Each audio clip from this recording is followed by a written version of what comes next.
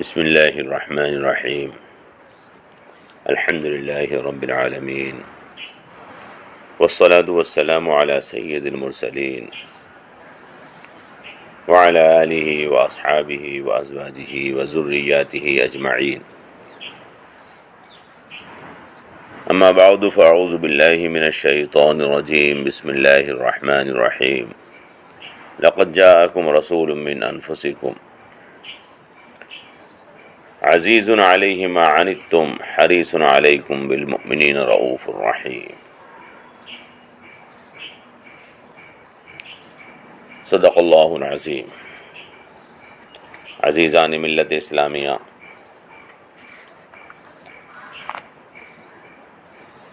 ہم سیرت مبارکہ کا بیان آپ کے سامنے انشاءاللہ کریں گے، اور امید ہے کہ آپ اس سے خود بھی استفادہ کریں گے اور دوسروں کو بھی زیادہ سے زیادہ اس چیز کو، اللہ کے رسول کے بیان کو پہنچانے کی کوشش کریں گے۔ قرآن کریم کی آیت مبارکہ ہم نے تلاوت کی، لقد جاءکم رسول من انفسکم، تمہارے پاس رسول آ گئے تمہارے اپنے اندر سے۔ ابن مردویہ نے ایک روایت نقل کی ہے، حضرت انس رضی اللہ تعالی عنہ سے روایت ہے کہ رسول اکرم صلی اللہ علیہ وسلم نے اس آیت مبارکہ کو تلاوت کیا، لقد جاءکم رسول من انفسکم۔ اس آیت مبارکہ کو اللہ کے رسول نے تلاوت فرمایا اور اس کو فا کے اوپر زبر پڑا، لقد جاءکم رسول من انفسکم، جس کے معنی یہ ہو جاتے ہیں کہ بے شک تمہارے پاس اللہ کے رسول تمہارے سب سے زیادہ شریف اور افضل اور سب سے زیادہ نفیس خاندان سے آئے۔ اس آیت کی تلاوت کے بعد اللہ کے رسول نے ارشاد فرمایا کہ بے اعتبار حسب اور نسب کے میں تم میں سب سے افضل ہوں اور بہتر ہوں۔ حضور نے ارشاد فرمایا کہ میرے آباء و اجداد میں حضرت آدم سے لے کر اب تک کسی نے زنا نہیں کیا۔ اس حدیث کو ابن مردویہ نے اپنی کتاب میں نقل کیا ہے۔ ابن عباس اور حضرت زہری بھی اس آیت مبارکہ کو من انفسکم ہی پڑھا کرتے تھے، اور اس کا مطلب افضلکم و اشرفکم، سب سے تم میں افضل اور سب سے زیادہ تم میں شریف فرمایا کرتے تھے۔ چنانچہ حضرت آدم سے لے کر جناب رسول اکرم صلی اللہ تعالی علیہ وسلم تک جس قدر حضور اکرم صلی اللہ تعالی علیہ وسلم کے خاندان کے اندر بزرگ گزرے ہیں، آپ کے آباء و اجداد، آپ کی امہات، آپ کی دادیاں، جو بھی سلسلے نسب میں واقع ہیں، وہ سب کے سب پاک دامن، نہایت عفیف اور محسن تھے، اور ان میں سے کوئی شخص بھی کبھی زنا کے ساتھ یا بدکرداری کے ساتھ ملوث نہیں ہوا۔ عزیزان ملت اسلامیہ، اللہ تبارک و تعالی اپنے رسولوں کو، اپنے مخلص بندوں کو پوری انسانیت کے اندر رسالت اور نبوت کے لیے منتخب فرماتا ہے، تو ان کا سلسلہ نسب بھی نہایت پاکیزہ اور پاک دامنی کے ساتھ متصف ہوتا ہے۔ وہ پاک اور طاہر لوگ ہوتے ہیں۔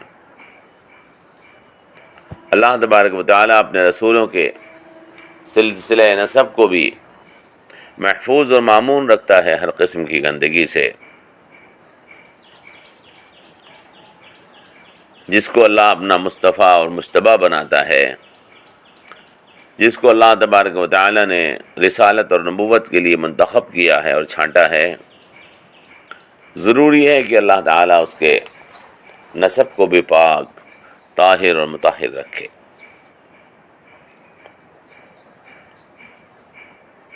اللہ کے نیک بندے جن کا تعلق اللہ سے ہوتا ہے وہ اپنے کردار کی حفاظت کرتے ہیں،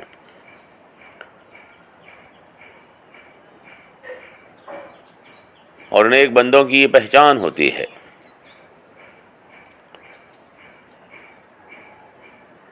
کہ وہ باعفت اور پاک دامن ہوتے ہیں۔ حضرت عائشہ صدیقہ رضی اللہ تعالی عنہا پر منافقوں نے ایک جھوٹا الزام لگایا اور ان کے کردار کو گندہ کرنے کی اور گندہ بتانے کی کوشش کی، تب اللہ تبارک و تعالی نے قرآن کریم کے اندر آیت مبارکہ نازل فرمائی وَلَوْلَا إِذْ سَمِعْتُمُوهُ قُلْتُم مَّا يَكُونُ لَنَا أَن نَّتَكَلَّمَ بِهَٰذَا سُبْحَانَكَ هَٰذَا بُهْتَانٌ عَظِيمٌ۔ کیوں تم نے سنتے ہی یوں نہ کہہ دیا تھا کہ سبحان اللہ، اللہ کی ذات پاک ہے، یہ ایک بہت بڑا بہتان ہے، ہم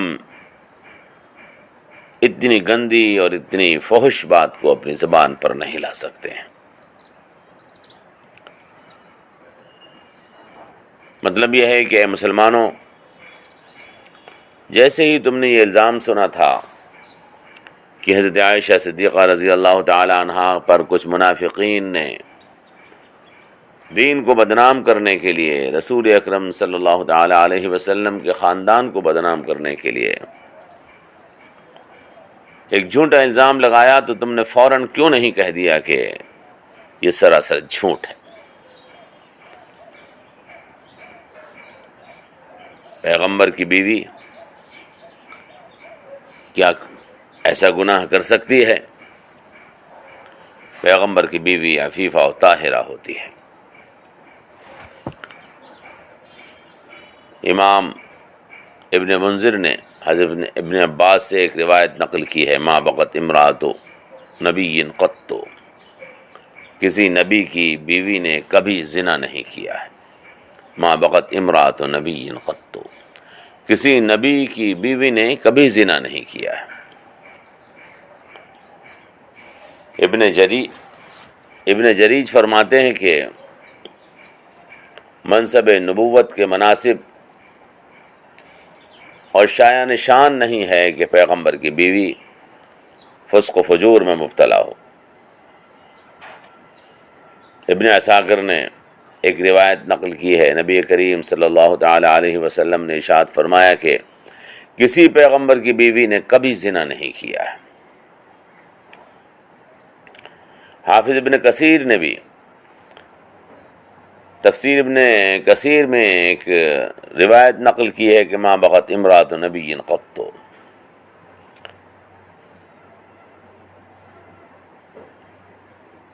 تو ہمیں سوچنا چاہیے کہ جب پیغمبروں کی بیویوں کا بد کردار ہونا منصب نبوت کے منافی ہے، پیغمبر کی بیوی بد کردار نہیں ہو سکتی، تو انبیاء اور رسول اور ان کی مائیں اور ان کی دادیاں وہ کیسے اس گندے عمل کے ساتھ متصف ہو سکتی ہیں؟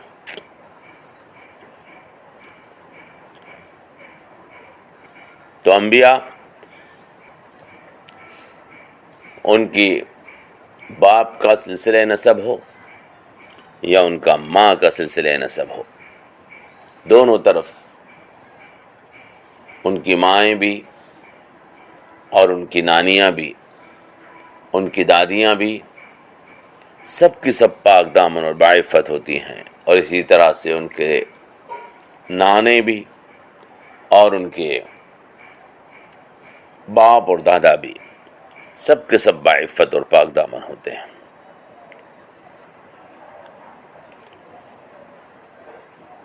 حضرت آدم سے لے کر نبی کریم صلی اللہ تعالی علیہ وسلم تک جس قدر انبیاء اور رسول تشریف لائے، کسی نے کبھی ان کے سلسلے نسب پر انگلی نہیں اٹھائی ہے۔ یہود نے حضرت عیسیٰ علیہ السلام کے سلسلے نسب پر طعن کیا تھا، اللہ تبارک و تعالی نے قرآن کریم میں ان کے اوپر لعنت کی۔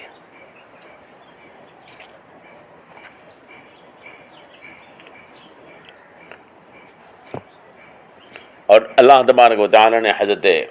مریم علیہ السلام کے سلسلے نسب کو جو الزام ان کے اوپر لگایا تھا اس کے لیے نہایت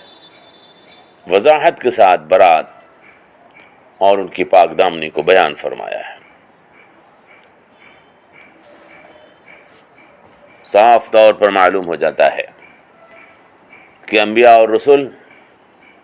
حتیٰ کہ ہم تو یوں کہتے ہیں کہ اللہ کے نیک اور باکردار بندے، اللہ تبارک و تعالی بچپن سے ان کی حفاظت فرماتا ہے، ان کے کردار کی حفاظت فرماتا ہے۔ آپ کو یاد ہوگا قیصر روم نے جب ابو سفیان سے نبی کریم صلی اللہ تعالی علیہ وسلم کے نسب کے متعلق سوال کیا تھا، جس وقت ابو سفیان ابھی ایمان قبول نہیں کر چکے تھے، اس نے پوچھا تھا کیف نسبہ فیکم، کیف نسبہ فیکم، ان کا نسب تمہارے درمیان کیسا ہے؟ بخاری کے الفاظ ہیں کہ ابو سفیان نے جواب دیا تھا کہ هو فینا ذو نسب، هو فینا ذو نسب، وہ ہم میں بہت بڑے نسب والے ہیں۔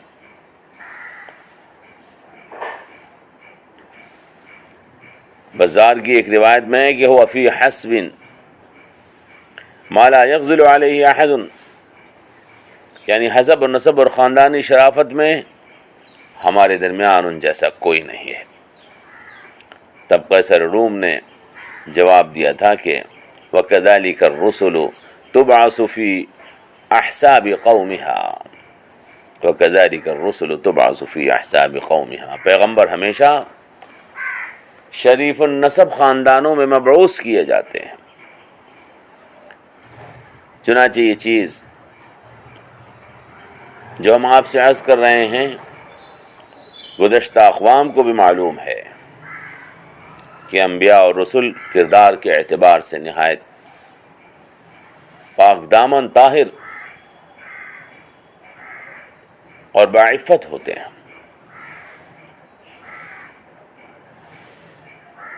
جناب رسول کریم صلی اللہ تعالی علیہ وسلم کا سلسلہ نسب اعلیٰ اور برتر اور سب سے افضل ہے۔ اس میں سے سلسلہ نسب کچھ بیان کیا جاتا ہے اور جو بیان نہیں کیا جاتا وہ بھی ایسا ہی پاک دامنی اور عفت کے ساتھ متصف ہے۔ حضور کا سلسلہ نسب یاد رکھنا چاہیے۔ جناب رسول اکرم صلی اللہ تعالی علیہ وسلم، آپ کا نام محمد ہے، آپ کے والد کا نام عبداللہ ہے، دادا کا نام عبد المطلب ہے، ان کے والد کا نام ہاشم ہے، ان کے والد کا نام عبد مناف، ان کے والد کا نام قصی، ان کے والد کا نام کلاب، ان کے والد کا نام مرہ، ان کے والد کا نام کعب، ان کے والد کا نام لبی، ان کے والد کا نام غالب، ان کے والد کا نام فہر، ان کے والد کا نام مالک، ان کے والد کا نام نضر، ان کے والد کا نام کنانہ، ان کے والد کا نام خزیمہ، ان کے والد کا نام مدرکہ، ان کے والد کا نام الیاس، ان کے والد کا نام مزر، ان کے والد کا نام نزار، ان کے والد کا نام معد، ان کے والد کا نام عدنان ہے۔ حضور اکرم صلی اللہ تعالی علیہ وسلم نے اپنا سلسلہ نسب بس یہیں تک بیان فرمایا ہے۔ محمد ابن عبداللہ ابن عبد المطلب ابن ہاشم ابن عبد مناف ابن قصی بن کلاب بن مرہ بن کعب بن لوہی بن غالب بن فہر بن مالک بن نضر بن کنانہ بن خزیمہ بن مدرکہ بن الیاس بن مزر بن نزار بن معد بن عدنان۔ اس کے اوپر سلسلہ نسب حدیثوں سے ثابت نہیں ہے۔ لیکن حضور اکرم صلی اللہ تعالیٰ علیہ وسلم کا سلسلہ نسب حضرت ابراہیم علیہ السلام تک بواسطہ حضرت اسماعیل کے مل جاتا ہے۔ عدنان تک سلسلہ نسب تمام نسب بیان کرنے والوں نے بیان کیا ہے، اور وہ مسلم ہے، کسی کا اس میں کوئی اختلاف نہیں۔ اور حضرت اسماعیل علیہ السلام کی اولاد میں حضور اکرم صلی اللہ تعالیٰ علیہ وسلم کا ہونا، یہ بھی بغیر کسی اختلاف کے پوری امت کو تسلیم ہے۔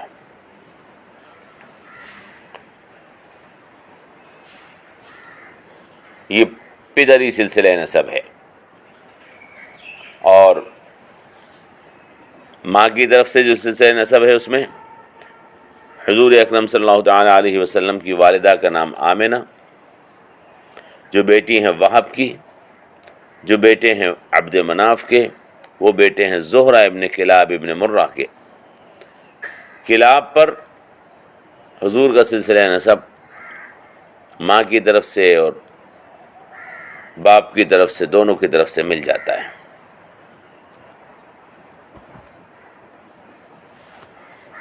حدیث کی کچھ کتابوں میں آپ کے بزرگوں کا جو حال بیان کیا گیا ہے، ان سے اندازہ ہوتا ہے کہ حضور اکرم صلی اللہ تعالیٰ علیہ وسلم کے خاندان کے لوگ معزز، محترم، سخی، متقی اور پرہیزگار تھے۔ یہ آج ہم نے آپ کے سامنے حضور کے سلسلہ نسب کے بارے میں اور پیغمبروں کے سلسلہ نسب کے بارے میں کچھ باتیں بیان کی ہیں، اور اس لیے بیان کی ہیں تاکہ لوگوں کو یہ معلوم ہو جائے کہ جناب رسول اکرم صلی اللہ تعالیٰ علیہ وسلم جن کے اوپر ہم ایمان رکھتے ہیں، جن کا ہم کلمہ پڑھتے ہیں، لا الہ الا اللہ محمد رسول اللہ، وہ کس کردار کے اور کس بلند اور بالا نسب کے مالک تھے۔ اللہ تبارک و تعالیٰ سے دعا ہے کہ اللہ تبارک و تعالیٰ ہمیں اپنے سلسلہ انساب کو یاد رکھنے اور ان کو درست رکھنے کی توفیق عطا فرمائے۔ سلسلہ نسب خاندان کی عزت اور وقار کو بلند کرنے میں ایک بہت بڑا سبب ہوتا ہے۔ جو لوگ اپنے خاندانوں کے سلسلہ نسب کو یاد رکھتے ہیں، اپنے بزرگوں کے نام کو یاد رکھتے ہیں، ان کے کردار کو یاد رکھتے ہیں، وہ سماج میں ایک عزت اور مقام حاصل کر لیتے ہیں۔ سلسلہ نسب کو یاد رکھنا، اپنے آباء و اجداد، اپنے بزرگوں کے ناموں کو یاد رکھنا شریعت مطہرہ کے اندر پسندیدہ عمل ہے۔ اللہ کے رسول نے حدیثوں میں اس کی تعریف اور تلقین فرمائی ہے۔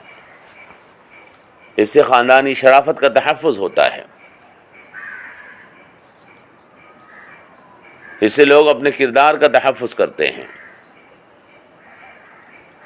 بد کرداری کو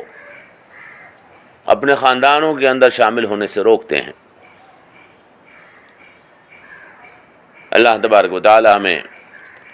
اپنے خاندان کی شرافت اور عزت کو برقرار رکھنے کی توفیق عطا فرمائے اور اس کا تحفظ کرنے کی توفیق عطا فرمائے۔ والسلام علیکم ورحمۃ اللہ وبرکاتہ۔